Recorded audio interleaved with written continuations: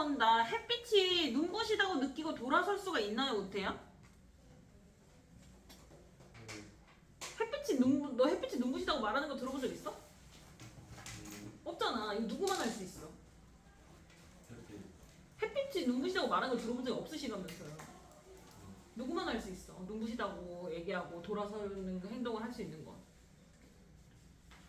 넌 할 수 있어? 너 눈부시다고 말 못해? 돌아설 수 있어 없어? 있어요. 그러니까 누구만 할 수 있는 거야. 그럼 나만 못해? 그러니까 우리 같은 뭐만 할 수 있는 거야?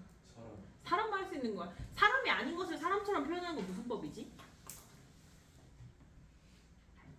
의. 그렇지, 의인법. 그 다음 2번. 요 작품의 시상 전개 방식 확인했었는데요. 판잣집, 골목, 언덕으로 일단 뭐가 이동하지, 예은아? 공간, 그치? 그리고 공간과 또 뭐가 이동해? 시선. 공간과 시선의 이동에 따른 시상 전개인데 요때 정서가 다르다고 했어요. 판잣집에서는 어떤 정서였어요, 예은아? 어린아이들, 유리딱지에 붙은 어린아이들 얼굴을 보고 뭐를 느꼈더라? 불편했어? 뭐 편하진 않았지. 왜 불편했을까? 지금 이거 시대적 배경 언제인지 기억나요? 전쟁인데 애들이 지금 피해를 봤어. 애들은 죄가 있어요, 없어요? 죄는 누구한테 있어요? 그럼 나도 어른이잖아. 그 아이들의 얼굴을 보고 뭘 느꼈을까? 죄책감. 좋아요. 그런데 이 죄책감이 우태야 골목에서는 어떻게 바뀌었어? 그 아이들이 개나리 같은 거야. 울타리에 재가 막 쌓여 있었는데 거기서 개나리가 피어오르는 거야. 아이들의 웃음도 봤지. 그렇게 피어오르는 개나리도 봤지. 이 전쟁의 상처를 뭐 할 수 있겠다.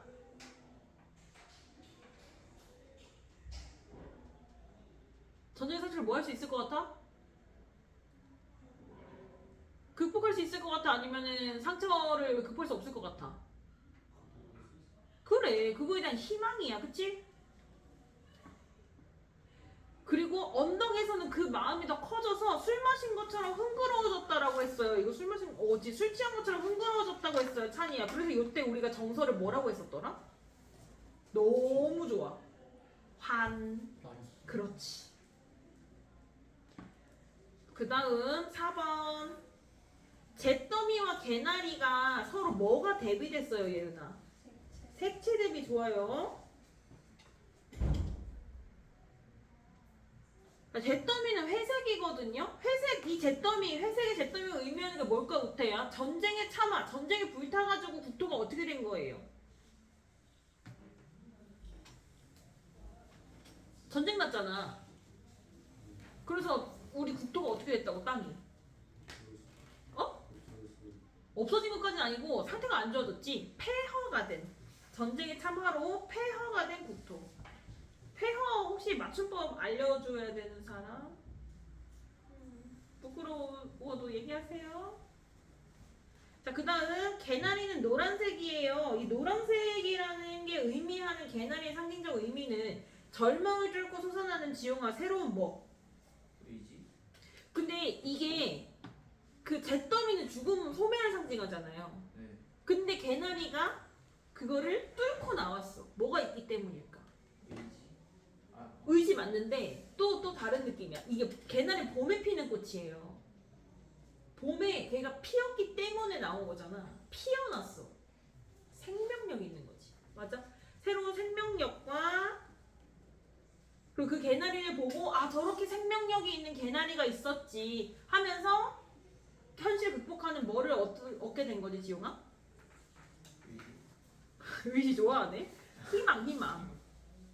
근데 여기 같은 경우에는 뭐 의지가 없다라고 볼 수는 없는데 희망을 발견해서 기쁘다 쪽으로 가는 게 좋아요, 이 작품은. 그래서 우리 두 가지 빼앗긴들에도 봄은 오는가랑 촌토의시 같이 엮어서 봤잖아요. 둘 다 일제강점기와 6.25 전쟁이라는 부정적인 시대 현실을 배경으로 하고 있는데 빼앗긴들에도 봄은 오는가는 결말이 어떻게 됐어? 내 정서가 어떻게 마무리됐지? 그치? 그치 하강하면서 마무리 절망하면서 끝났어. 그런데 초토의 시는 어때요? 그렇게 힘들지만 긍정을 발견하고 희망, 환희로 끝이 났다라는 거. 그래서 부정적인 시대 현실에 대한 화자의 태도를 중심으로 이해하시면 되겠습니다.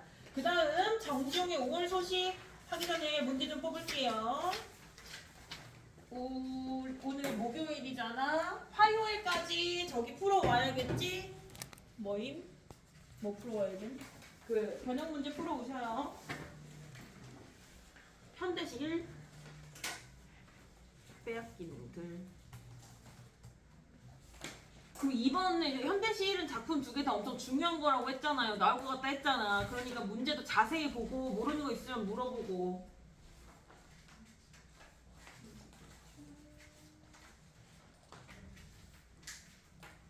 한이 어디 아프니?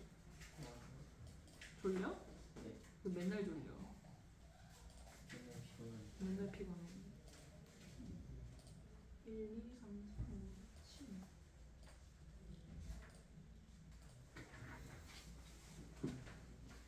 자, 정지용의 5월 소식인데요. 정지용 시인 들어본 적 있으세요? 어느 시대의 시인이게? 조선? 아, 일제 말기니까 조선이겠다. 정지용 시인 일제강점기 시인이거든요. 근데 일제강점기에 우리의 문학사조가 여러 개가 있었어. 일단 일제강점기에 그 일제의 참혹한 폭압을 사실적으로 드러내는 사실주의 문학이 있었고, 그리고 그러한 것들을 드러내는 거에서 좀 벗어나서 그런 뭐지? 그러니까 일단 약간 인간에 대해서 좀 환멸이 난 상태잖아요. 그러니까 더 이상 막 인간의 정서를 노래하고 이런 게 아름답게 느껴져 안 느껴져? 느껴져 안 느껴져? 잉? 대학교 갈 거야 안 갈 거야? 갈 거면 빨리 대답해. 느껴져 안 느껴져?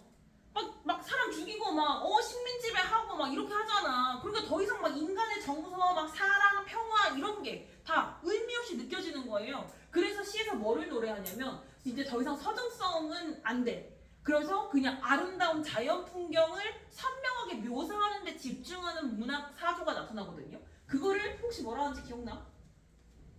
모더니즘이라고 그래. 모더니즘 들어봤어? 그래서 우리 정지용 시인이 모더니즘의 대표적인 작가인데 우리 이 정지용 시인 작품 다음에 김광균 시인 나오잖아요. 정지용, 김광균, 김기림 이 세 명이 우리나라 모더니즘의 대표적인 시인입니다. 그러니까 우리는 이 작가들이 나오면은 이제 어떻게 봐야 돼? 꼭 이 작품이 아니더라도 그런 모더니즘의 특징을 중심으로 작품을 감상할 줄 알아야 돼. 모더니즘의 특징은 뭐라고? 정서를 빼고 회화적으로 묘사하는 거에 집중하는 게 모더니즘의 특징이 아시겠죠? 그래서 이 작품 같은 경우에는 5월 소식이라는 제목을 가지고 있어. 그럼 5월에 소식이 왔다라는 거야. 누군가로부터 소식이 왔다라는 거죠. 그래서 이거는 편지를 받은 거예요. 그럼 편지를 보낸 사람이 있겠지. 편지를 보낸 사람에 대한 그리움을 담고 있는 작품인데 그래서 여기 같은 경우에는 정지용 시인이 일본 유학하고 있을 때 쓴 시거든요. 그래서 여기 이제 감각적인 이미지나 아니면 이제 모더니즘이잖아. 요즘스러운 거니까 우리나라계 모던해, 외국계 모던해. 외국계 모던해. 시골이 모던해, 도시가 모던해? 도시가 모던해. 그래서 도시적인 이미지나 외국어 외래어 사용이 나타나는 것도 모더니즘의 특징이거든요. 그래서 이 작품은 이제 정지용 시인만의 모더니즘적인 감성을 느낄 수가 있는 거고, 그리고 이 편지를 보낸 사람이 여친이었던 것 같아. 근데 이 여친의 직업이 뭐냐면 선생님이야. 근데 일제강점기에 선생님을 조선 사람이 선생님을 하는 게 쉬웠을까 어려웠을까? 어렵지. 왜냐면 교육이라는 거는 어쨌든 그런 정신적인 가치를 수반하는 거니까. 그래서 굉장히 험난한 상황 속에서도 그런 교육이라는 헌신적인 일을 하고 있는 그 시적 대상에 대한 예찬의 감정도 드러내고 있는 작품입니다. 근데 이 작품 아까 선생님 그랬잖아. 모더니즘은 감정이 없다고 했잖아. 근데 이거 주제가 뭐라 했어? 그에 대한 그리움이라고 했지. 근데 그리움에 대한 정서가 직접적으로 드러나지 않고 정서를 색채의 이미지나 비유적인 표현, 감각적인 표현으로 형상화해서 드러내는 게 이제 정지용 시인식 모더니즘인 거야. 그래서 그런 것들 확인을 하면서 작품 볼 건데 오동나무 꽃으로 불 밝힌 이곳 첫여름이 그립지 아니한가. 자 그러면 이곳이에요. 공간적 배경이 이곳이에요. 공간적 배경의 분위기. 이 작품은 회화적인 요소가 두드러지는 모더니즘 시이기 때문에 머릿속으로 공간적 배경을 그릴 줄 알아야 돼. 그럼 이 공간에 지금 오동나무 꽃이 있어. 오동나무 꽃이 근데 뭔지 알아요? 본 적 있어요? 본 적 없는데 보라색이래. 그러니까 굉장히 어때? 보라색 꽃 하면은 되게 한국 같아, 외국 같아? 외국 같잖아. 그러니까 이런 게 다 모더니즘에서 경향인 거야. 자, 일단 오동나무 꽃은요 초여름 이제 지금 같은 때 피는 꽃이거든요. 그래서 오동나무 꽃에다가 까만 색깔로 밑줄 치시고 계절적 배경 초여름. 아 지금 3월이지. 조금 있다가 초여름 5월이 오동나무 꽃이 피는 때고요. 근데 꽃이 불을 밝힐 수가 없잖아. 이거 어떤 표현일까? 꽃이 그만큼 많이 펴서 이 꽃이 많이 피면은 마치 꽃의 색깔이 이렇게 비치는 것 같은 느낌이 들잖아요, 그렇죠? 그래서 불밝힘이라고 이야기한 거야. 이게 이제 그런 감각적인 이미지라는 거지. 그래서 불밝힘에다가 파란 색깔로 밑줄 치시고 꽃이 핀 모습을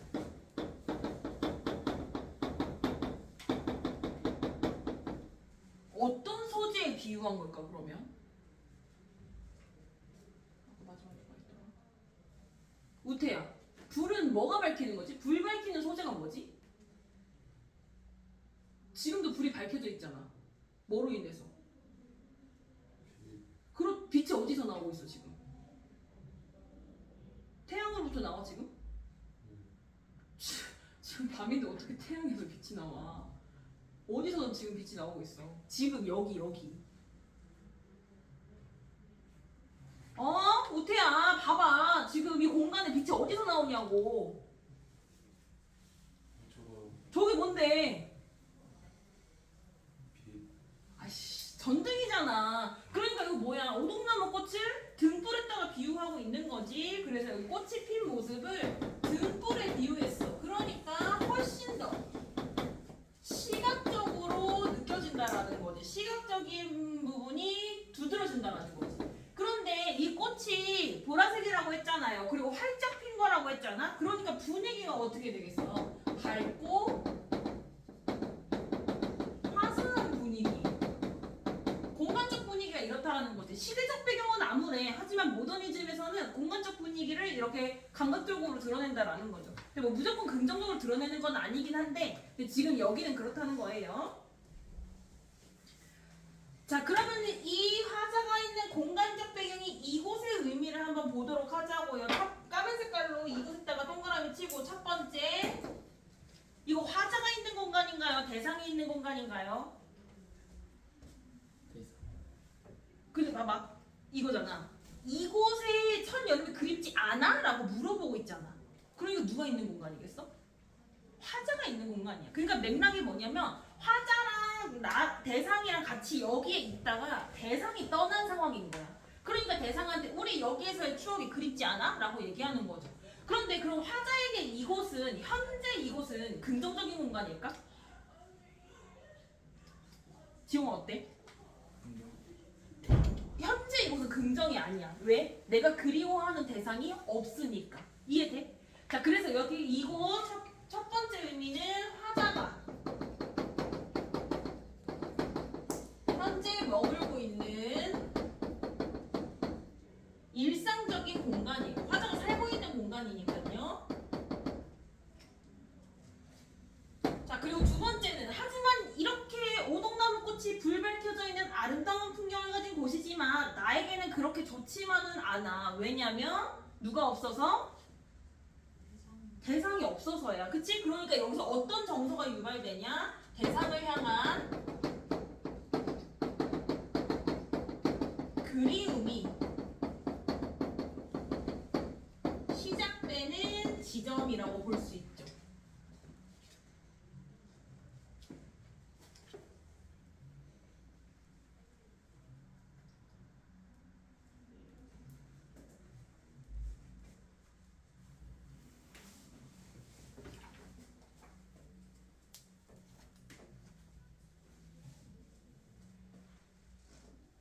어린 나그네 꿈이 시시로 파랑새가 되어 오려니. 어린 나그네의 꿈이 파랑새가 되어서 온대요. 그러면은 지금 꿈이 나에게로 오고 있는 거야. 그럼 꿈은 원래 여기 없었어요. 그쵸? 근데 우리 이거 제목이 뭐였냐? 5월 소식이었잖아요. 이게 뭐라 했지? 대상으로부터 온 편지라고 꿈이라고 했죠? 그럼 이때 이 꿈은 뭐를 의미할까?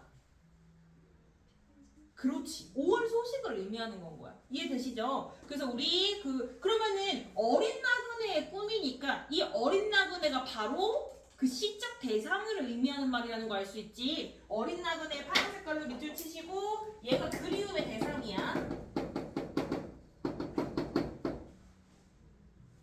그리고 그 어린 나그네에 대한 꿈, 그 어린 나그네에게 온 편지로 인해서 유발되는 꿈인 거야. 이때 꿈은 그런 위시하는 꿈이 아니라 내가 소망하는 꿈이 아니라 내가 진짜로 꾼 꿈이야. 그럼 여러분 꿈 꿀 때 안 일어난 일도 꾸지만 보통 어떤 꿈도 많이 꿔? 과거에 행복했던 기억을 이야기할 때 꿈이라고 하잖아. 아 큰일 났다. 근데 얘들아 진짜 너네 맨날 졸아. 정신 좀 차려 진짜로. 그래서 다른 과목 얼마나 잘하는데 정신 차려. 수업 시간이라도 알겠어? 자 그래서 여기 꿈은요 그런 추억을 의미하는 꿈이야 여기서는. 그래서 꿈에다가 대상에 대한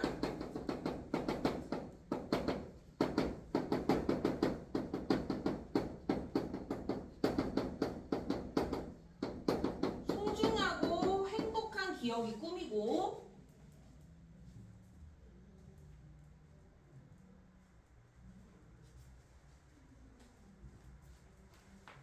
그럼 그런 추억, 그리움, 그리고 대상에 대한 소식 이런 것들을 알려주는 애가 바로 누구예요?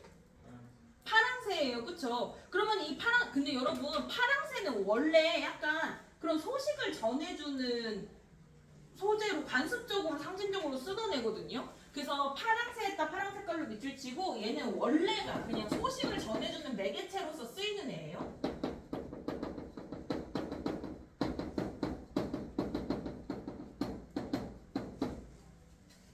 그러면은 내가 그리워하는 대상의 소식을 받으면은 정서가 어떨까요? 이은아.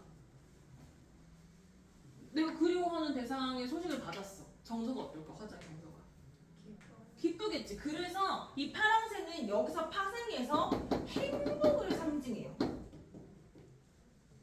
그래서 행복의 상징인 새가 파랑새거든요. 그러면은 결국에는 이거는 뭐야? 이 소식이 왔다라는 거. 그러니까 그립지 않아? 파랑새에 대한 오련이 이 얘기는 그 소식을 기다리고 있는 상황을 얘기하는 거야. 그래서 대상의 안부를 전해 듣고 싶은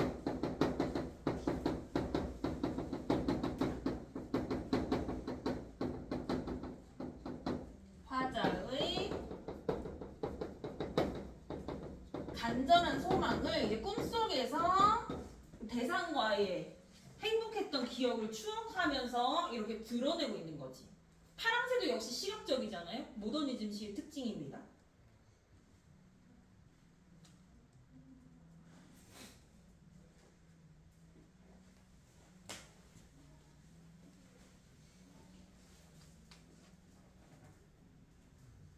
나무 밑으로 가나 책상턱에 이마를 고일 때나 네가 남기고 간 기억만이 소곤소곤 거리는구나 이랬어. 지금 이곳은 화자가 현재 머물고 있는 일상적인 공간이라고 했잖아. 그러니까 여러분도 이제 여친 남친이랑 헤어졌어요. 그러면은 근데 옛날에 여친 남친이랑 가서 떡볶이집을 갔어.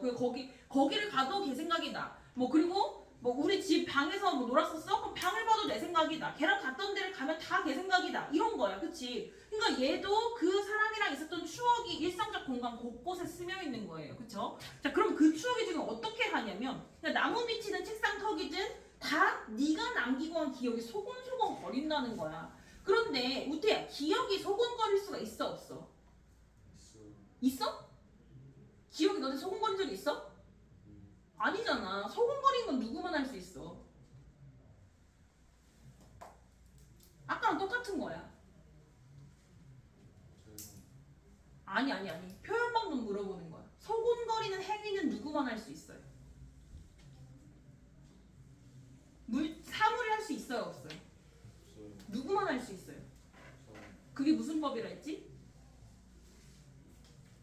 의인법이라고 했지. 자, 그리고 소곤거리는 거 무슨 감각적인 표현이에요, 얘나? 그렇지. 그래서 기억만이 소곤거리는 거다. 의인법이고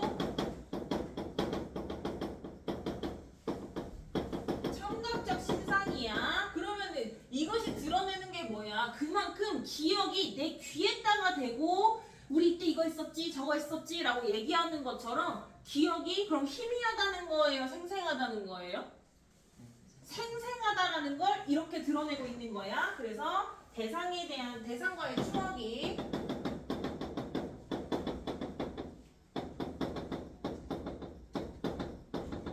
생생하게 살아있다라는 거고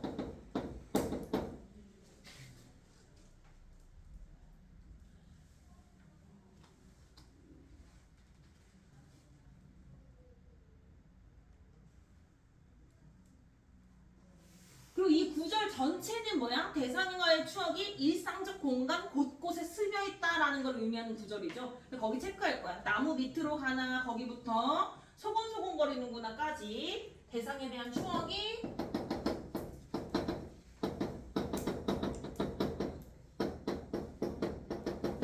일상적 공간에도 깃들어 있다는 의미. 어때? 우리 1년만 봤는데도 지금 강박적 표현이 쏟아지지 않아? 그쵸?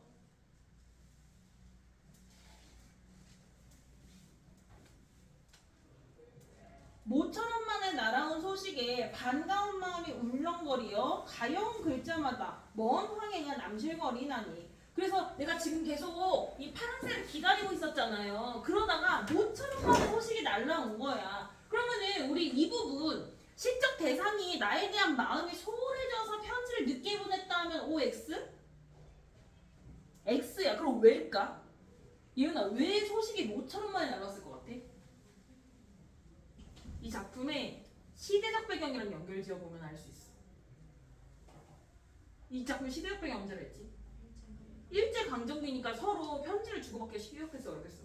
그래서 그런 거야. 그 부정적인 시대 현실로 기인하는 거예요. 어쨌든 그래서 너무 반가워요. 마음이 울렁거렸어. 이것도 시각적 신상이야, 맞지? 이거 굳이 안 적어도 되죠? 여기 있는 시각적 신상 이런 거 다 적으면은 진짜 중요한 걸 놓쳐버려. 이런 거 내가 스스로 파악할 줄 알아야 돼. 그래서 보니까 가여운 글자마다 먼 황해가 남실거리다니 이랬어. 우태야, 가엽다가 무슨 뜻이야? 정말 가여워라 이러잖아. 무슨 뜻이야? 가여운 아이. 알아 몰라? 몰라요? 찬이야, 가엽다가 무슨 뜻이야? 정말 가엽다. 공부를 너무 불쌍하다라는 뜻이야. 우태야, 무슨 뜻이라고? 가엽다, 불쌍하다라는 뜻이 알아나? 자, 그럼 가여운 글자는 뭐야? 불쌍한 글자야. 그럼 이 글자 어디 있는 글자야, 찬이야?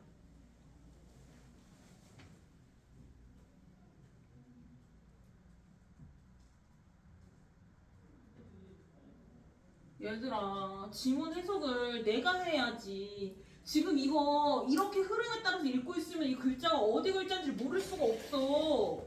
이 글자 어디 있는 글자야, 찬이야? 맥락을 봐봐.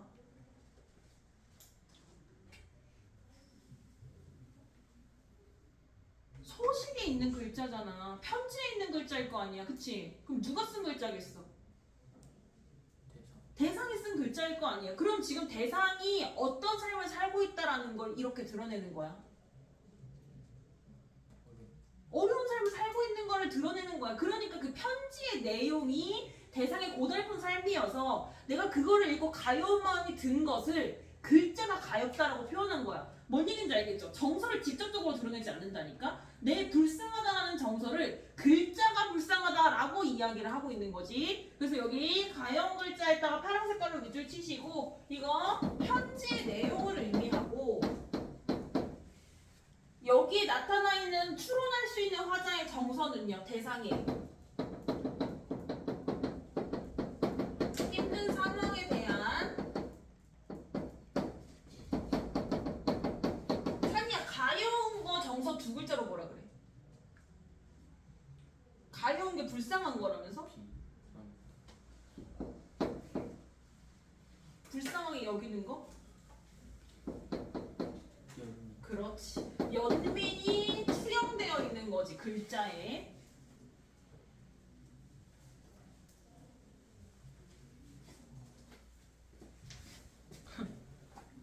이거 안 꽂아놓고 있어.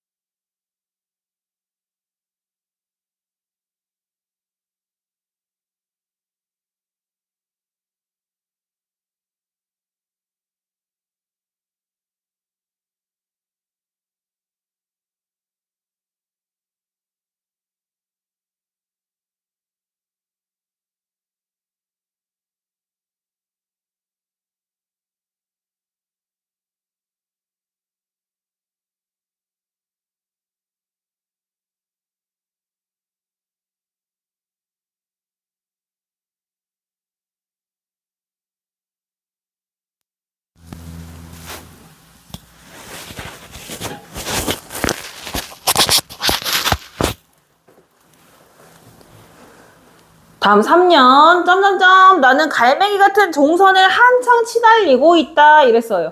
여러분 시에서 뭐 시에서뿐만이 아니라 그냥 말줄임표가 나온다는 거는 예은아 어떨 때 말줄임표를 쓸 것 같아?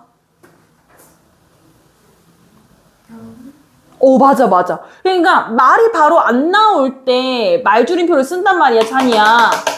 자 그러면은 지금 여기서는 뭐냐면 지금 내가 하려는 말이 있어. 근데 말이 잘 안 나오는 건 거야. 그러면은 우리 독자 입장에서는 어때요? 얘가 말을 안 하고 있잖아. 내가 지금 얘가 막 말을 막 하다가 잠깐 멈춰 있는 거야. 그러면은 얘가 다음 말을 뭐 하나에 더 집중하게 되지 않아? 그러니까 잠깐 쉬었다 얘기하면 뒤에 말의 의미가 강조되는 효과가 있는 거죠. 그래서 여기 말줄임표, 거기다가 말줄임표 2개 나온 거 묶어주시고 이 말줄임표를 통해서 여기서 얘기하고 싶은 거는 뭐야? 자기의 그런 정서잖아요. 그래서 말줄임표를 통해서 정서를 강조해서 드러내고 있는 거지.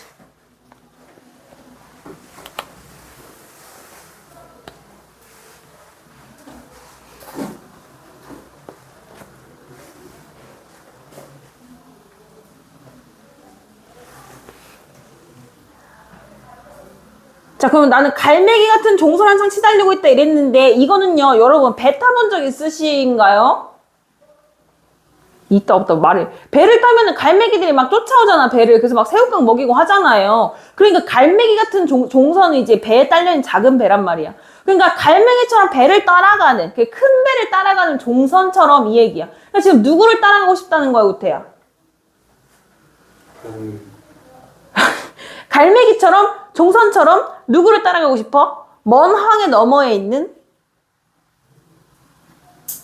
편지를 보낸 화자가 보고 싶어하는 대상을 따라가고 싶은 마음인 거지. 알겠어? 자, 그래서 여기 종선은 파란 색깔로 대상에게 다가가고 싶은 화자의 마음을 비유한 말이죠. 대상에게 다가가고 싶은 화자의 마음.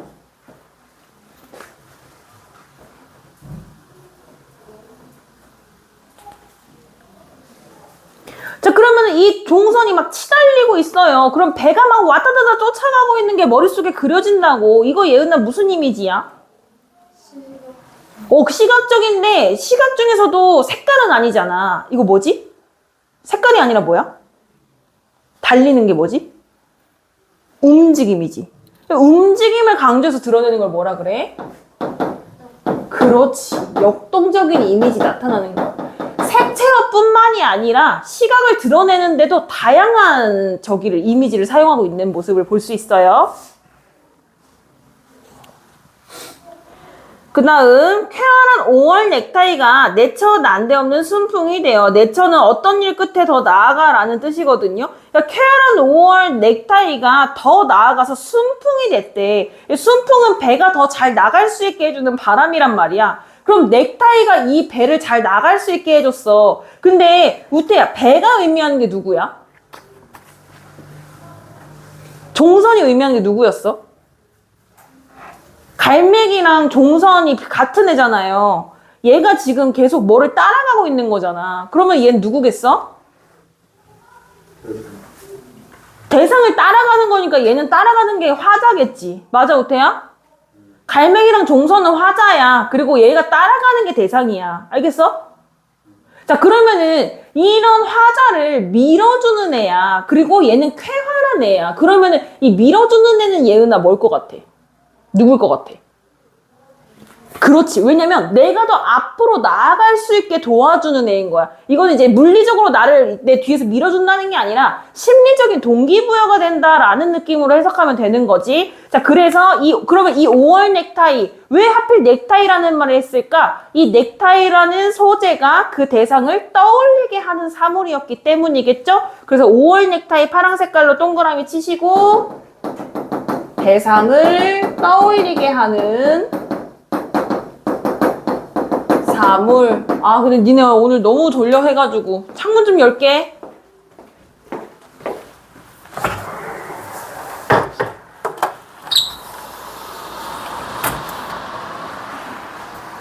날이 우중충해서 그런가.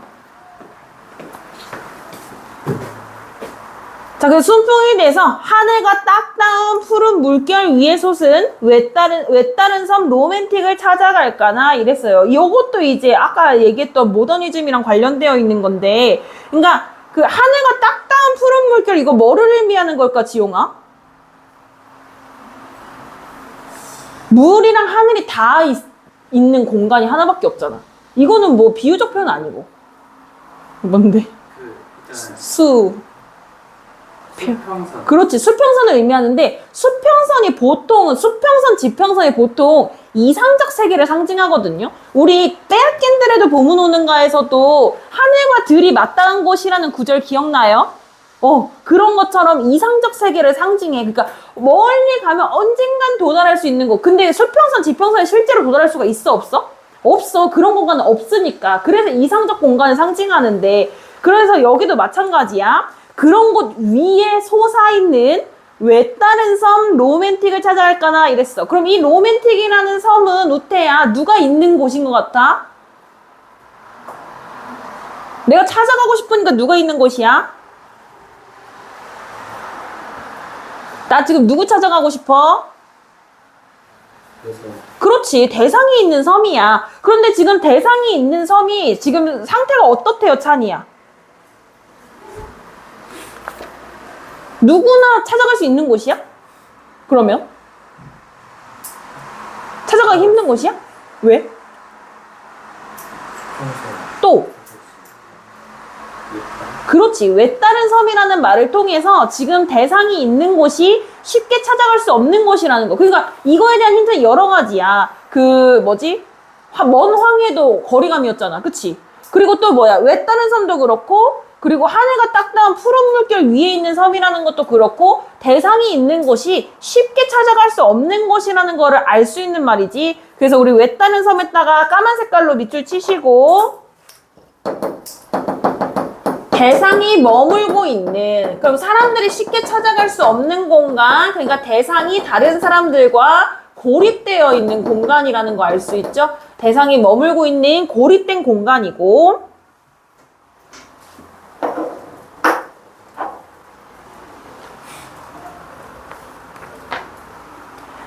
그 섬 이름이 바로 로맨틱인데요. 로맨틱에다가 파란 색깔로 동그라미 쳐볼까? 일단 이 로맨틱은 화자, 대상, 즉 그리움의 대상이 있는 곳인데,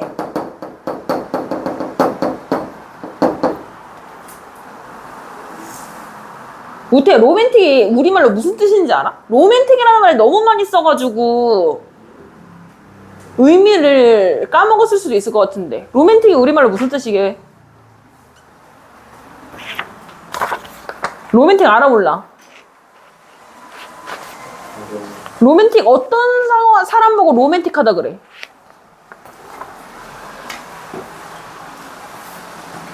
로맨틱한 사람 안 만나봤어?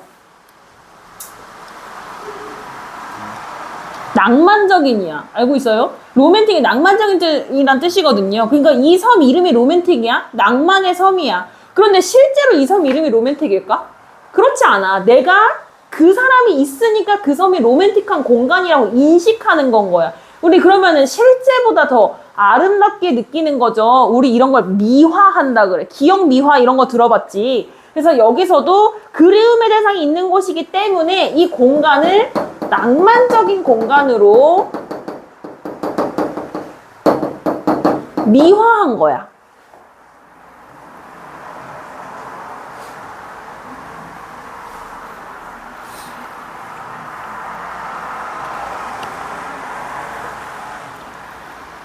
찾아갈까? 이렇게 하면서 이제 대상에게로 점점 생각이 가까워지고 있는데, 일본말과 아라비아 글씨를 가르치러 간, 여기에서 이제 이 대상이 처한 상황이나 현실을 확실히 알 수가 있지. 까만 색깔로 밑줄 쳐볼게. 일본말과 아라비아 글씨를 가르치러 간. 대상의 직업이 찬이야, 뭔 것 같아요? 교사인 것 같아요. 무슨 과목 교사인 것 같아요? 응? 언어. 그치, 언어 중에서? 일본어 교사일까? 일제 강점기인데? 아라비아 글씨 가르치는 사람이야. 근데 일본말을 왜 가르치는 거야? 일제강점기이기 때문에 우리말로 수업할 수가 없어서 그런 거야. 그치? 그래서 우리 여기서 까만 색깔로 밑줄 치고 두 가지 알 수 있는 거지. 일제강점기의 현실과 그리고 대상의 직업이 교육자라는 거. 담배 냄새 난다. 그지?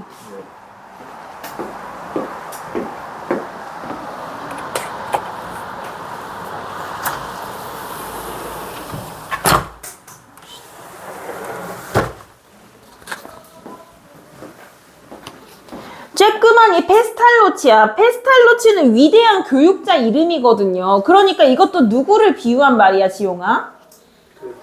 그치, 그 대상을 비유한 말이야. 그러면은 그 사람은 페스탈로치야. 은유법이죠. A는 B다 형태니까요. 자, 그런데 이 페스탈로치가 위대한 교육자란 말이야. 그러니까 이 대상에 대한 어떤 태도가 드러나, 지용아?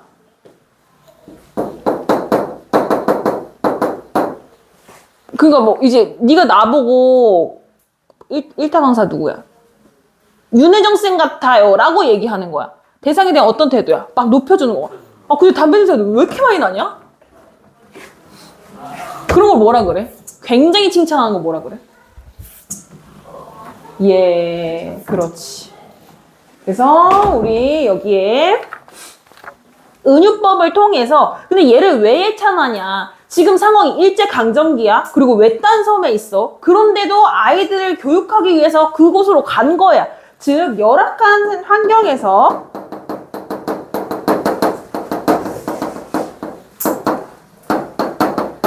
아이들을 가르치는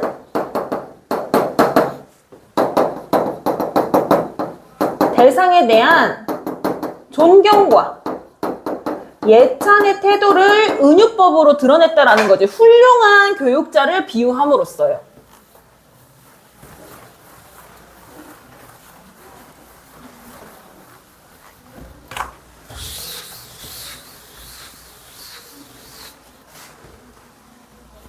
그리고 뒤에서도 사실 예찬적 태도는 알 수 있지. 꾀꼬리 같은 선생님도 우리 꾀꼬리 같다라는 말 언제 써? 뭐가 예쁠 때? 목소리가 예쁠 때 꾀꼬리 같은 목소리라고 하잖아요. 그쵸? 그래서 꾀꼬리 같은 선생님이야. 이것도 이제 지규법인데 이것도 뭐 대상에 대한 예찬적 태도 이런 거 알 수 있죠? 지규법 몰랐던 사람 없잖아. 그치? 내가 얘기해주고 지규법이구나 한 거 아니잖아. 그치? 그러면 대학교 못 가잖아? 아, 날마다 밤마다 섬 둘레가 근심스런 풍랑에 씹히는가 하노니. 자, 그럼 이제 지금 이 선생님이 있는 곳은 섬인데요. 그 섬 둘레가 날마다 밤마다 근심스러운 풍랑에 씹히고 있어. 그러면 섬 주변이 파도가 미친 듯이 치고 있는 거야. 그게 내가 너무 걱정된다는 거야. 근데 내가 걱정된다고 하는 게 아니라 뭐래? 근심스러운 풍랑이라고 한다고. 무슨 계속 어떤 식으로 표현하고 있는지 알겠죠? 정서를 간접적으로 드러내요. 자, 그러면 이거는 진짜로 섬 주변에 파도가 많이 친다는 뜻일까? 그 섬에서 살고 있는 저기의 인생이, 대상의 인생이 어때 보인다는 거야? 그치, 풍랑에 이렇게 휘말리는 것처럼 힘들어 보인다라는 거야. 그래서 근심스러운 풍랑에다 파란 색깔로 세모 치시고, 요거 섬 생활의 고단함을 이렇게 표현한 거겠죠.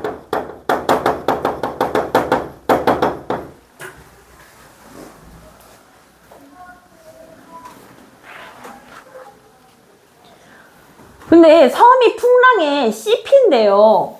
우태야, 씹는 거 파도가 씹을 수 있어? 이 깊이 생각해야 될 일이야?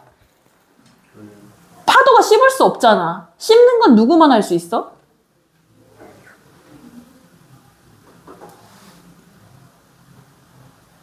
씹는 건 누구만 할 수 있냐고. 이 깊이 생각해야 될 일이야? 너 씹을 수 있어, 없어? 없어? 고기 씹을 수 없어? 있잖아. 그럼 누구만 할 수 있어? 동물은 할 수 없어? 그러면 이렇게 사람을 비유하는 거 말고 찬이야. 동물도 포함해서 생명체가 할 수 있는 거에 비유하는 거를 우태야 무슨 법이라고 하게? 의인법 말고 활. 뭐 들어봤어? 화류. 뭐 들어봤어? 하류법이라고 합니다. 살아있는 것에 비유한다고 해서 살활자에 비유하다 할 때 유해서 거기요. 섬 둘레가 근심스러운 풍랑이 씹히는가 하노니 까만색으로 밑줄 치고 하류법이라고 써주시고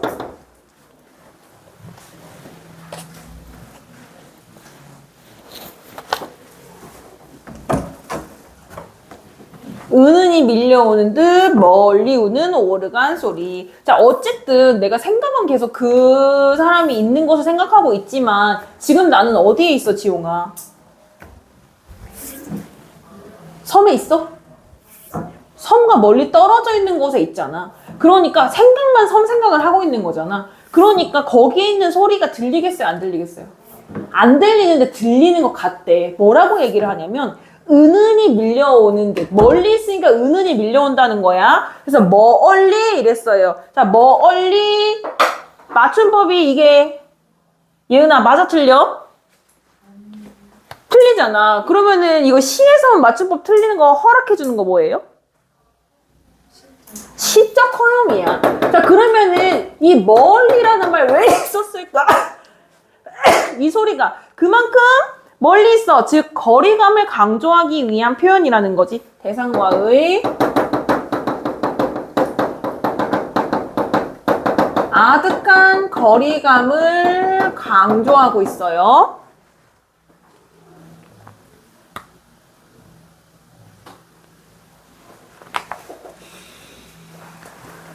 자, 그 소리가 안 끝났음.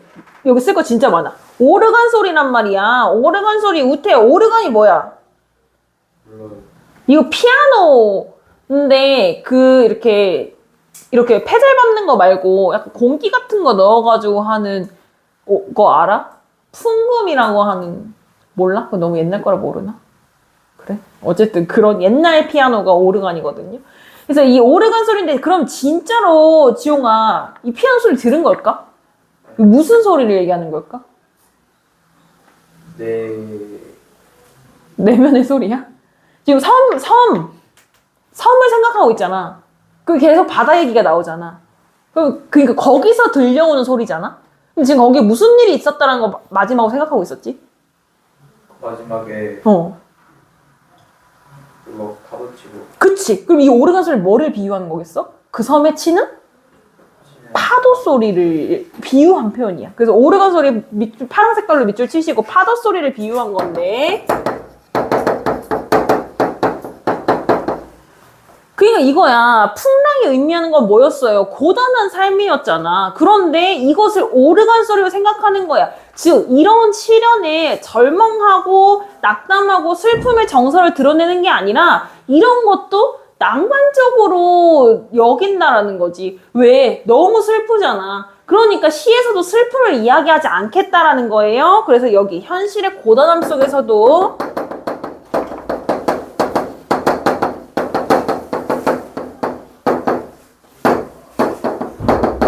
잃지 않는 평화로움과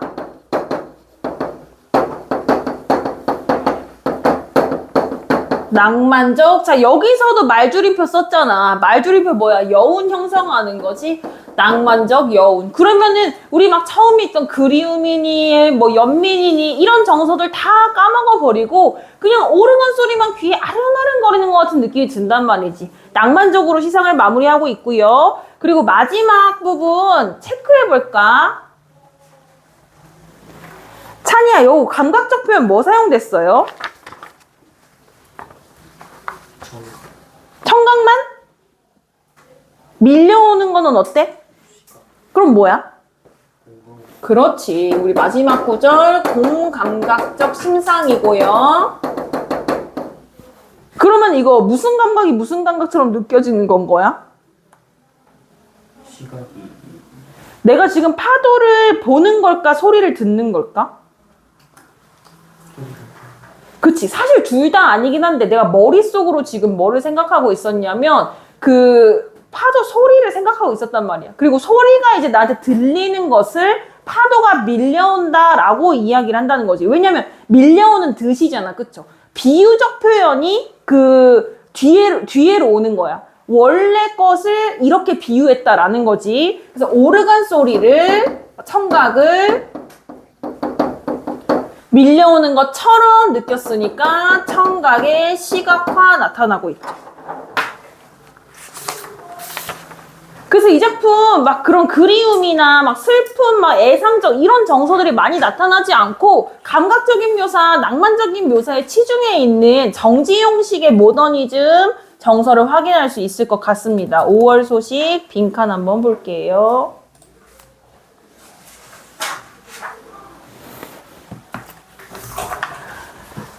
자, 첫 번째, 갈래는 자유시 서정시고요. 성격은 감각적이고 낭만적이고 이국적이고 이거 다 확인할 수 있죠. 그리고 시적 대상에 대한 예찬적 태도, 그리고 이런 작품 경향, 모더니즘적이라고 했고요. 주제는요, 편지를 보낸 그리운 이에 대한, 주제를 왜 이렇게 썼는지 모르겠네. 그리운 이에 대한 정서가 당연히 우태해. 어떻겠어? 그리운 사람에 대해서 마음이 어떻겠어? 네? 안 좋아. 왜? 보고 싶으니까, 그치? 맞아? 보고 싶은 게 뭐야? 정서가 이름이. 그리움이야. 그치? 그리운 이에 대한 그리움이야. 주제를 왜 이렇게 해놨을까? 자, 그 다음 특징은요. 첫 번째, 계절적 배경을 드러내는 시어를 통해 화자가 위치한 공간의 분위기가 어떻다라고 지용아? 계절적 배경을 드러내는 시어 뭐 있었지? 오동나무. 그렇지. 그거를 통해서 분위기가 어때졌어? 보라색 꽃이 환하게 피었다고. 오더니 그렇지. 밝고 화사한 분위기. 모더니즘이 무조건 밝고 화사한 거는 아니고 모더니즘 감각적인 건데 감각적인 표현이 밝고 화사한 분위기를 일으킨 거지 여기서는. 다음 두 번째. 선명한 색채 이미지를 활용해서 세련되고 보라 색깔 꽃이 우태 우리나라에 잘 보인다고 안 보인다고? 안 보인다고. 어디서 가면은 볼 수 있을 것 같아 보라 색깔 꽃을?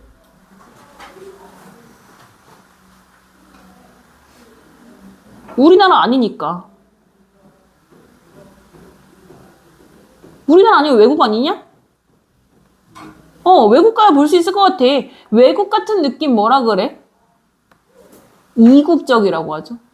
세련되고 이국적인 작품 분위기를 조성하고요. 그 다음 외래어랑 외국어를 사용해서 정지용 특유의 어떤 감성을 드러낸다고요, 찬이야? 이국. 그런 이국적인 것들이 다 어떤 시의 특징이라 했지?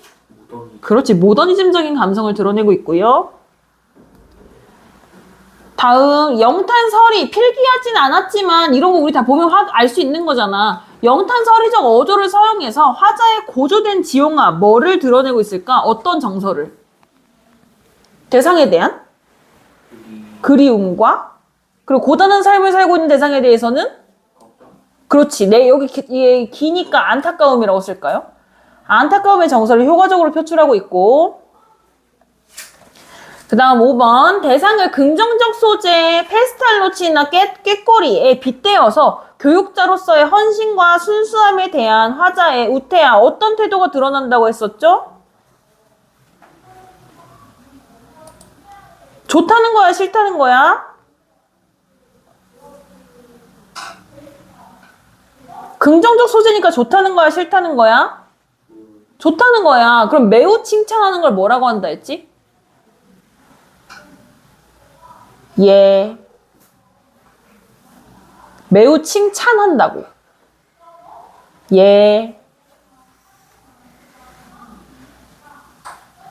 칭찬하니까 찬이야. 알겠지?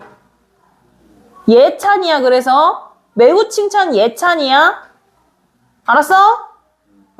예찬적 태도를 강조하고 있고 다음 글의 짜임은요. 각 연별로 보시면 처음에 그리운 사람에 대한 기억 나왔었지. 너 첫여름 기억하니? 이랬잖아요. 그리고 2연 편지를 읽으면서 화자의 정서 그리움이었겠죠. 3년도 그리움이에요. 4연 편지를 보낸 이를 뭐 하고 싶은 화자의 마음을 비유적으로 표현했었었는데 예은아 기억나니?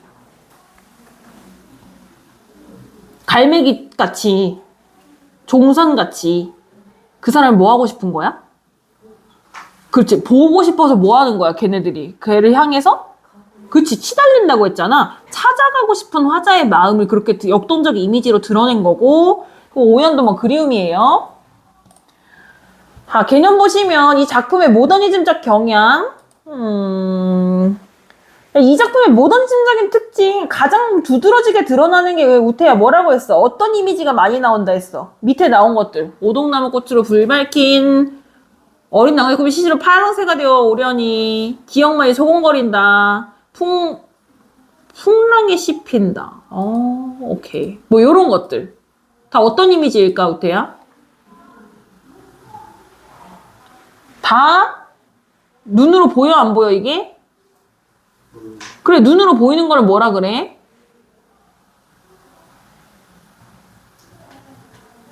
감각이라 그래, 그치? 맞아. 그래서 감각적 이미지. 자, 그래, 감각적 이미지 중에서, 지용아, 뭐가 두드러져요? 어떤 감각이? 시각이 두드러져. 그래서 눈에 보이는 것처럼이잖아. 시각 아니야? 자, 그러면 눈에 보이는 것처럼 마치 그림처럼 나타난다고 그림을 다른 말로 뭐라 그래? 히읗, 히읗이야. 히읗이야. 전혀 생각한 초성이 아니야? 회, 오, 회, 화, 회화. 회화적 이미지야. 그래서 모더니즘의 특징이 회화적이야. 그 바탕으로 대상에 대한 화자의 정서를 구체화하고 있고. 그 다음 두 번째, 분위기를 드러내는 거, 여기 구절을 보시면 로맨틱이라는 섬, 아라비아 글씨, 페스탈로치 요런 것들 다 우태야 뭐야? 로맨틱, 아라비아, 페스탈로치 이게 다 뭐야? 어디 나라 말이야? 우리나라 말이야? 로맨틱이 우리나라 말이야? 너 페스탈로치 알아? 알아 몰라? 모르잖아. 딱 봐도 외국 사람 아니야? 맞지? 그래, 그러면 누구 말이야? 외국 말이야, 그치? 그래서 거기 외래어, 외국어를 사용하여 외래어, 외국어를 사용하여 이게 무슨 분위기라고 외국 생각나게 하는 거, 예은아? 이국적 분위기를 드러낸다고. 이게 이제 이 작품에 드러나는 모더니즘적 경향이었고요. 자, 이것들을 통해서 어떻게 정서를 형상화하고 있냐. 구절을 통해서 파악해보죠. 모처럼만의 날아온 소식에 반가운 마음이 울렁거려. 왜 다른 섬 로맨틱을 찾아갈까나. 여기서 어떤 정서 알 수 있어요, 찬이야? 일단 두 개니까 첫 번째는 확실히 나왔잖아, 구절에. 반가워, 그치? 그러니까 이제 소식이 왔으니까 뭐 하고 싶어? 찾아가고 싶어. 그 로맨틱이라는 섬 이름이 낭만적인이었잖아요. 그러니까 걔가 있는 공간은 어디든 로맨틱해. 그러면은 걔를 만나서 로맨틱한 분위기를 연출할 수 있을 것 같은 마음이 드는 거야. 그래서 설렘인 거야. 반가움, 설렘.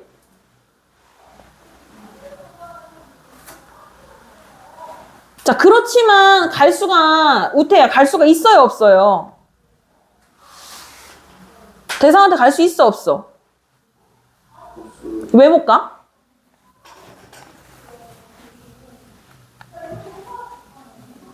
너무? 나랑 너무? 멀리 떨어져 있어. 그리고 시대적 배경이 언제였는지 기억나? 일제강점기였어. 그러니까 갈 수가 없었겠지. 그러면 대상을 못 만나요. 못 만나니까 정서가 어때? 찬이야. 보고 싶잖아. 뭐야? 그리움이야. 배운 방법 첫 번째, 기억만이 소곤거리는구나. 요거 무슨 법이라고 했었죠, 예은아? 소곤거리는 건 누구만? 그치. 그리고 심상은요? 그렇지. 다음 두 번째, 쬐그마니 페스탈로치야. 이 페스탈로치가 우태야 누구를 가리키는 말이야?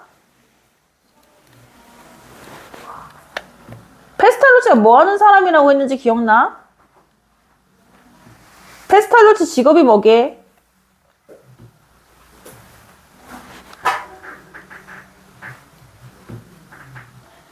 기억 안 나?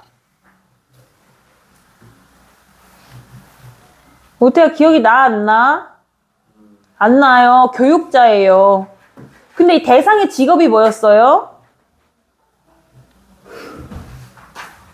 그것도 기억 안 나? 앞에를 봐봐 그러면. 꾀꼬리 같은 선생님이라고 했잖아. 맞아 아니야?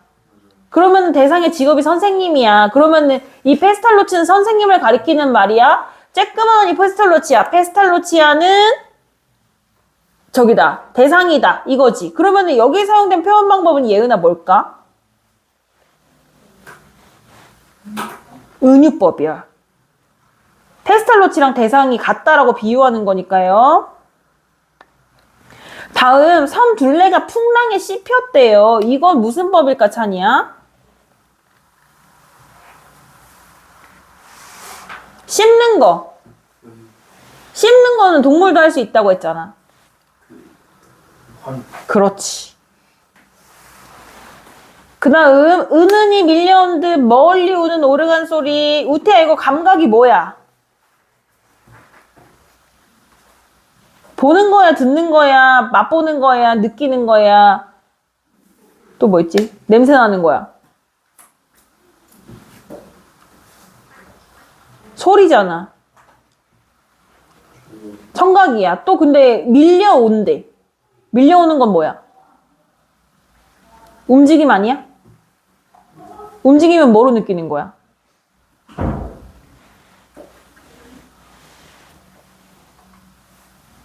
이거 파도가 밀려오는 거를 어떻게 알 수 있어, 너?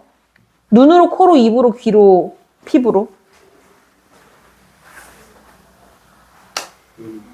눈. 그래. 그러니까 이건 시각이랑 청각이지. 이렇게 심상이 공존하면서 전이하는 거를 찬이야 무슨 심상이라고 해?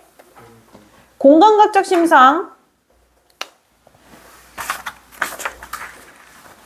그리고 멀리 이거 틀렸잖아. 뭐야? 시적 허용. 어떤 감각이 됐어요? 시각의 청각. 아이! 청각의 시각화. 봐봐. 밀려오는 듯 이랬잖아. 이렇게 비유하는 표현이 붙어있는 게 뒤로 가는 거야. 알겠지? 그래서 청각의 시각화입니다. 자, 그러면 우리 두 번째 작품 가볼게요. 김광균의 와사등인데요. 이게 모더니즘 시의 제일 유명한 작품이고 이거 덕분에 김광균 시인이 모더니즘 시의 대표적인 작가가 될 수 있었거든요. 그래서 진짜 모더니즘, 이게 정지용 시는 약간 그 정지용식 모더니즘이라고 했잖아요. 그래서 그런 전형적인 모더니즘 시가 아니란 말이야. 전형적인 모더니즘 시, 그런 인간성을 부정하고 그런 거는 어떤지 한번 보자고요. 와사등은요, 석탄가스로 불을 켜는 거야. 그냥 기름등이야. 우리는 지금 전기로 켜잖아요. 근데 옛날에는 불을 기름으로 켰단 말이야. 그러면 어쨌든 간에 근데 이런 기름이든 전기든 이런 뭔가 물건을 사용해가지고 불빛을 내는 거는 시골에 있는 게 아니라 문명의 발전으로 인해서 어디에 있는 거겠어? 도시에 있는 거겠지. 그래서 이거 와사등이라는 제목 자체가 도시 문명을 드러내는 말이야. 아까 선생님 모더니즘의 특징이 뭐라고 했었어? 이국적이고 도시적이고 회화적이고 뭐 이런 것도 얘기했었죠? 그래서 이 와사등이라는 제목부터가 사실은 모더니즘 시와 관련성이 있다라는 거고 시대적 배경은 당연히 언제? 모더니즘 시가 언제 나왔다 했어? 일제강점기에 나왔다 했지. 1930년대거든요. 1930년대가 언제냐면 일제강점기 후반이에요. 그래서 우리나라가 급속하게 그 산업화, 근대화가 되던 시기거든요. 그러니까 당연히 도시화가 됐겠지. 그러니까 이런 도시적인 풍경이 당연히 눈에 많이 들어왔겠지. 그게 보기에 우태야 좋았다 싫었다? 도시적인 풍경이 보기가 어땠다?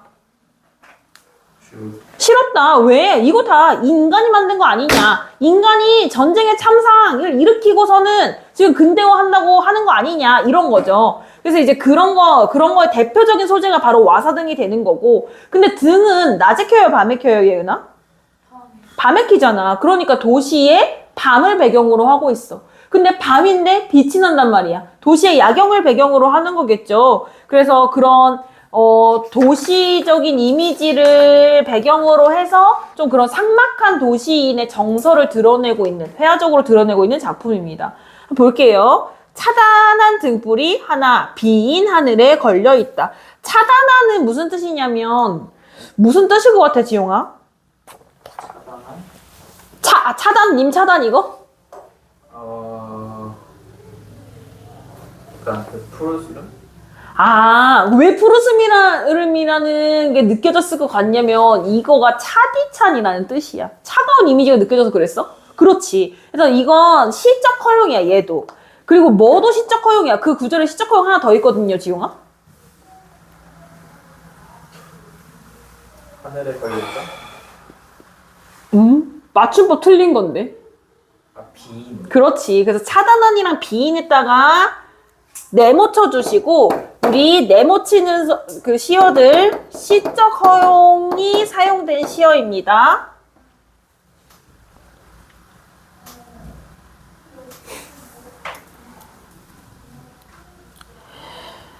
자, 그러면 이 차단하는 파란 색깔로 밑줄 치고, 이거 차단하는 등불은 차가워요, 따뜻해요, 실제로는? 따뜻하잖아. 근데 내가 차갑다고 느끼는 거야. 왜 찬이야? 이게 누가 만들어낸 거기 때문이야. 그치? 도시 문명이 인간이 만들어낸 거기 때문이야. 그래서 차단하네. 현대 문명에서 느끼는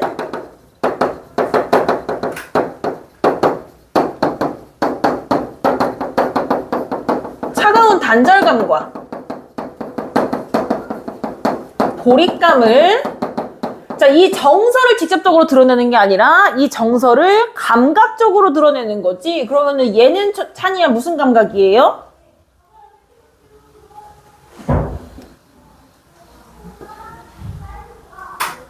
그렇지. 촉각적으로 전달하고 있어요.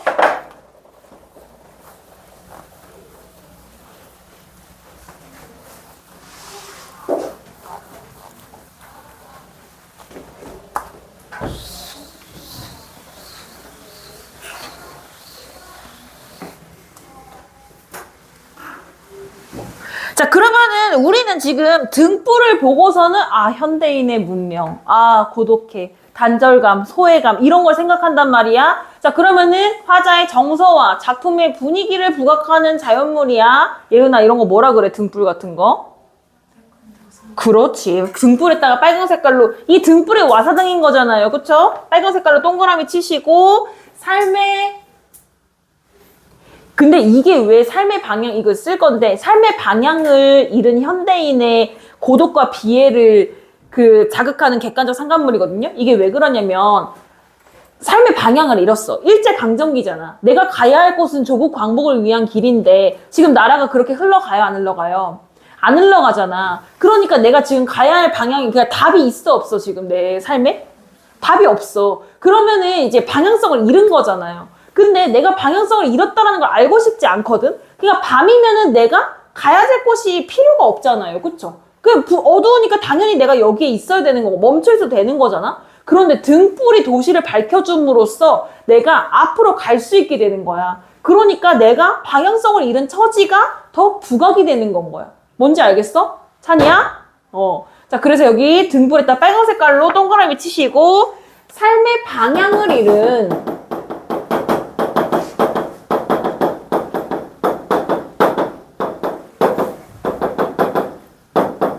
현대인의 고독과 비애를 자극하는 객관적 상관물이다. 등불, 와사등 이 작품에서 가장 중요한 소재겠죠.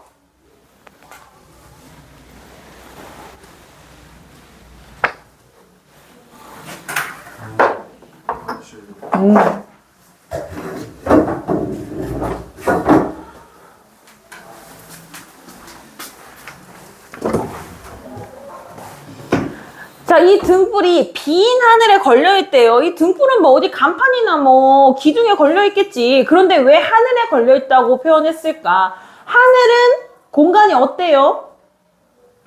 넓어요. 넓어요. 그치? 그러니까 넓고 공허해. 그렇게 넓고 공허한데 뭐가 넓고 공허해? 내 마음이 텅 비어서 넓고 공허해. 그런데 거기에 등불이 띵 켜져가지고 나를 앞으로 갈 수밖에 없게 만든단 말이지. 내가 어디를 가야 되는지 모르겠는데. 그래서 빈 하늘 파란 색깔로 밑줄 치시고 화자의 공허하고. 그럼 마음이 비어있으니까 감정이 어떻겠어? 쓸쓸하겠지. 쓸쓸한 내면 상태를 상징하는 말이 빈 하늘이고.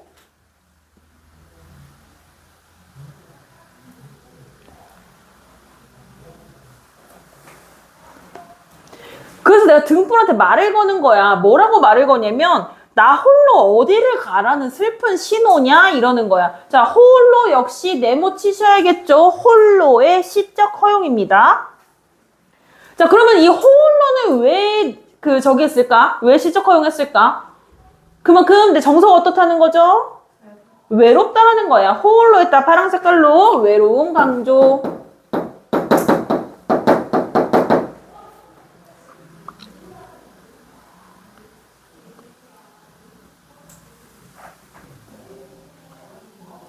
자, 그래서 여기서도 내가 슬프다고 안 하고 뭐래? 신호가 슬프다고 이야기해. 감정을 이렇게 물체를 통해서 드러내고 있는 거지. 왜 슬프다고?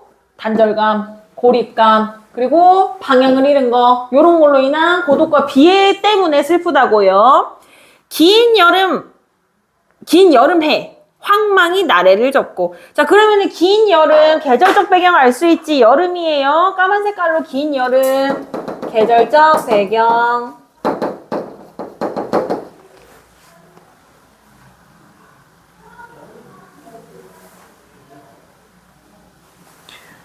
자, 그 해가 황망이는 막 이제 허둥지둥 막 이런 거거든요. 그러니까 이제 해가 막 허둥지둥 날개 옛말이에요. 날개를 접었어. 즉 시간이 흘렀어. 시간이 흘러서 뭐가 됐어? 해가 날개를 접었으면 뭐가 됐겠어? 그치, 밤이 됐어 라는 거예요. 그러니까 이런 것도 날개를 접는다라고 감각적으로 표현하고 있는 거야. 아주 사소한데도 감각적 표현이 들어있죠. 자, 그러면은 지금 이 작품은 밤이기 때문에 와사등이 중심 소재가 될 수 있는 거잖아. 그러니까 이제 메인 시간이 돌아온 거야. 자, 그러면 이 시간에 밤이 됐으니까 해가 날개를 접었으니까 안 보여야 되거든. 그런데 내 눈앞에 지금 뭐가 보여? 밤인데도. 늘어선 고층, 창백한 묘석같이 황혼에 젖어 있다는 거지. 자, 늘어선 고층 뭐를 의미하는 거겠어요, 찬이야? 그렇지. 거기 화려하지만. 근데 우리 이 시어의 의미는 얘를 수식하는 말, 서술하는 말, 그리고 이런 얘를 둘러싼 상황 이런 걸 통해서 알 수 있는 거잖아요. 그러면 이 늘어선 고층이 긍정이야, 부정이야, 찬이야? 부정이야. 왜? 뒤에 오는 말이 뭐였지? 창백한? 묘석 같다고. 즉 이거 화려하지만 내 눈에는 안 좋아 보여. 왜? 삭막한 현대 문명을 상징하는 소재니까요.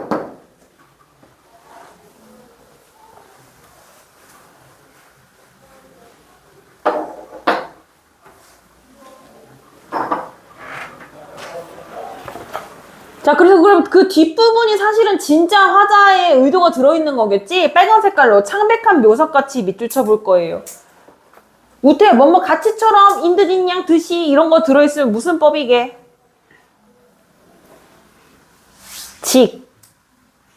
직유법이야. 거기 빨간 색깔로 직유법이라고 써주시고. 직유법을 통해 드러내는 게 뭐야? 창백한 묘석이었어. 즉 이거의 원관념이 그러면은 뭘까나? 지용아? 창백한 묘석 가치가 비유적인 표현이라며. 뭘 비유한 거야? 그 현대 사람. 그렇지. 늘어선 고층, 즉 현대 문명을 얘기하는 거잖아요. 그래서 도시 문명이, 근데 이거 묘석이 의미하는 게 뭘까? 구체적으로 어떤 부정적인 거예요? 지용아? 묘석이 뭐야? 돌이요. 어디에 있는 돌이야? 비석 같은 거야. 그게 어디에 있는 건데? 요런 데 있으면 이상하잖아. 그치? 묘지에 있는 거잖아. 즉 이거 뭐야? 생명력을 상실한 공간이지. 그래서 도시 문명에 생명력 없는 그 창백하다라는 말이 또 생명력이 없다라는 걸 나타내죠. 생명력 없는 차가움을 긍정적으로 본다고, 부정적으로 본다고? 지용아?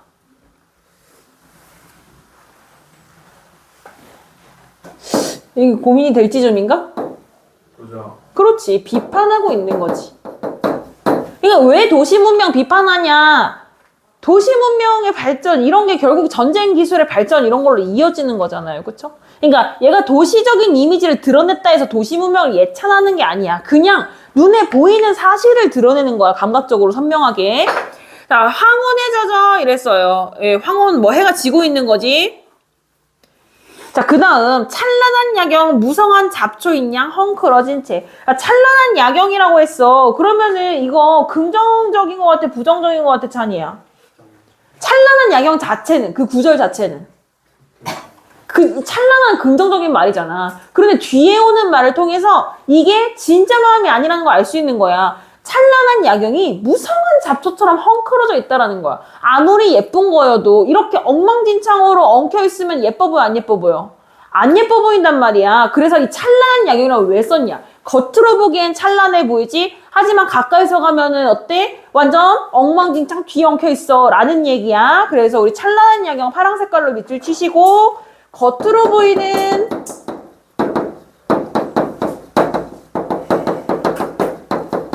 문명의 화려함이야.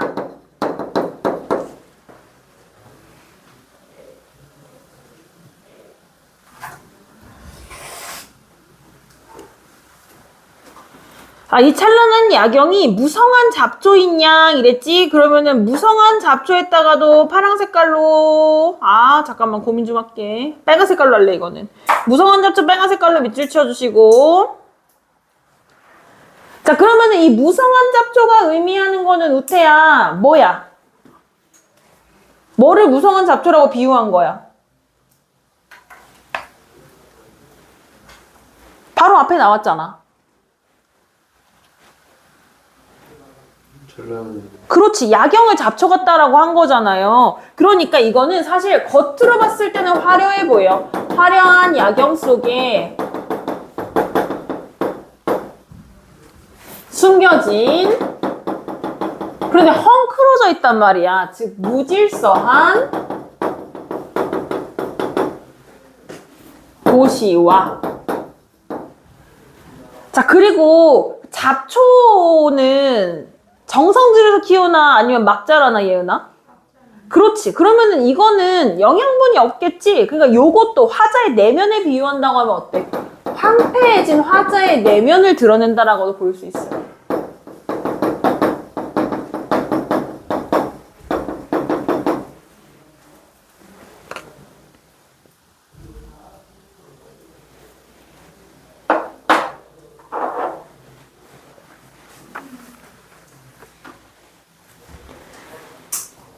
자, 그래서 사념이 벙어리가 되어 입을 다문대요. 사념은 복잡한 생각이야. 그럼 지금 이 화자는 복잡한 생각을 우태야 할 것 같아, 안 할 것 같아?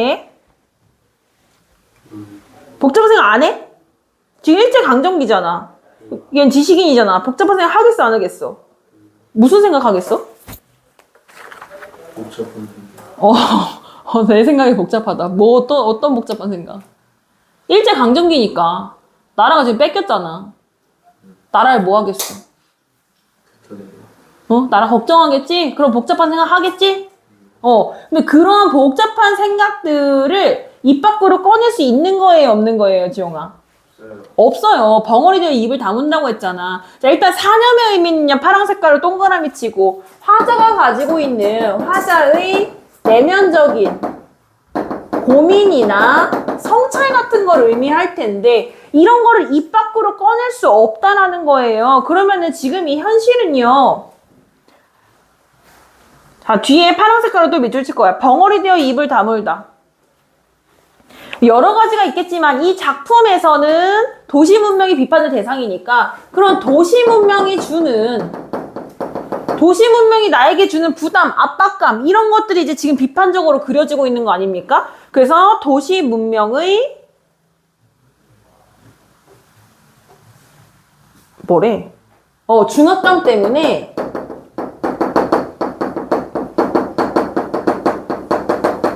난 뭐 할 수가 없어. 우리 나라에 대해 걱정할 수가 없어. 지금 다 사람들 막 저 야경에 취해가지고 막 휘황찬란하게 놀고 있단 말이야. 근데 나는 나의 이런 사냥, 개인적인 고뇌와 성찰의 내용을 입 밖으로 꺼낼 수가 없어. 즉, 도시 문명의 중압감 때문에 소통이 단절되어 있단 말이야. 그래서 막막한 상태라는 거지. 소통이 단절되고 막막한 상태를 나의 사념이 입을 다물었다라고 이야기를 하고 있죠.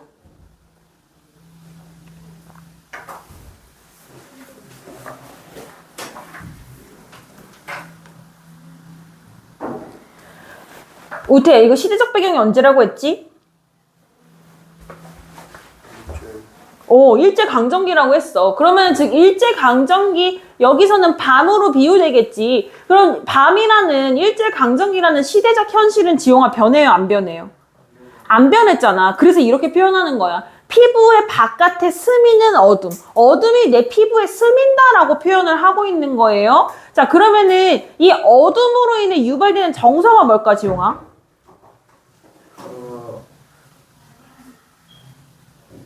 이제 이런 것들이 다 이제 내가 비판하고 있는 부정적인 시대 현실이잖아. 이런 것들이 나에게 유발한 정서가 뭐야? 현대 문명. 삭막하죠? 나 혼자 방향성을 상실하고 떠돌아다니고 있잖아. 혼자야. 두 글자로 하면 고독이야, 그치? 그리고 슬프잖아. 매우 슬프잖아. 그렇지. 그래서 그런 고독과 비애, 어둠으로 인해 유발되는, 부정적 현실로 인해 유발되는 고독과 비애가 피부? 누구의 피부야? 내 피부야. 화자의 피부 속으로, 즉 화자의 내면으로 고독과 비애가 침투하고 있는 과정을 감각적으로 또 드러내고 있다. 어떤 감각이냐, 찬이야, 이거?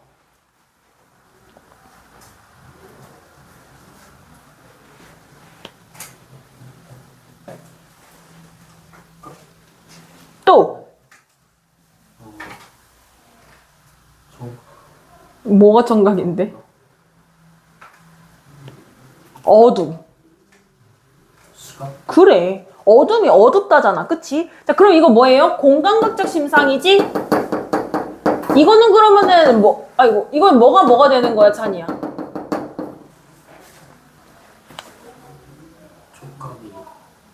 봐봐. 스미는 이 어둠을 꾸미잖아. 그럼 어둠이 스미고 있는 거잖아.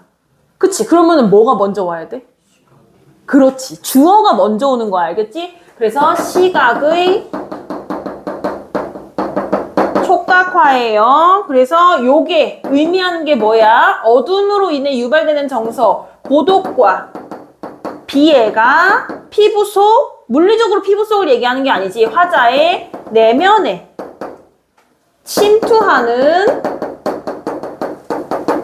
과정을 감각적으로 드러내고 있는 거예요. 쉽게 얘기하면 나 슬프다라는 걸 또 감각적으로 드러냈다라는 거죠.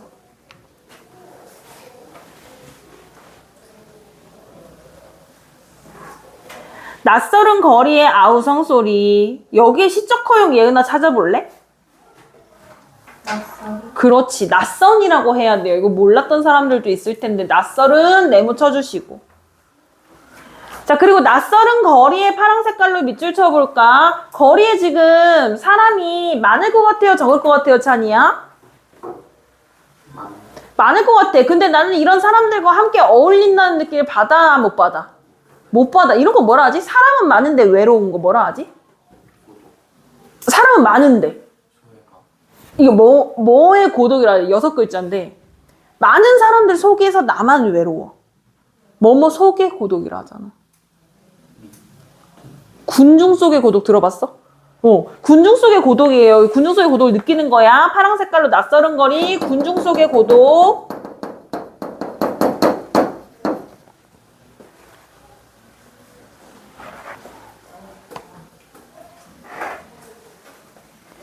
자, 아우성 소리의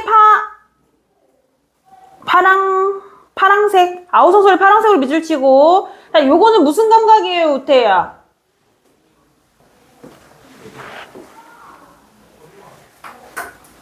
소리. 소리 뭐야? 어떤 신체 기관으로 느끼는 거야? 귀는 뭐야? 그치, 청각이야. 청각적 심상이에요. 이 아우성 소리 누구가 내는 소리겠어? 도시 문명이 쩌들어있는 현대인이 내는 소리죠. 야, 2차 가자. 아, 내일 출근하기 싫다, 야. 뭐 이렇게 하면 넌 아직도 그렇게 사냐. 뭐 이런 소리들이 다 뒤엉켜서 아우성 소리처럼 느껴져. 즉, 도시의 혼란스러운 소음을 의미하고 있지?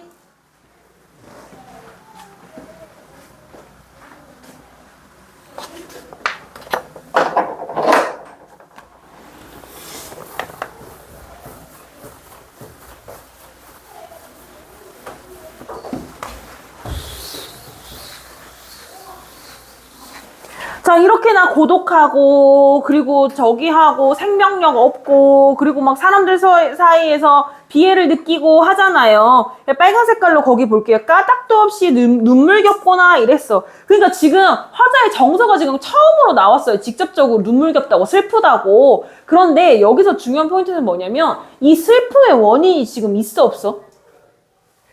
없다는 거야. 그래서 이거 빨간 색깔로 밑줄 칠까?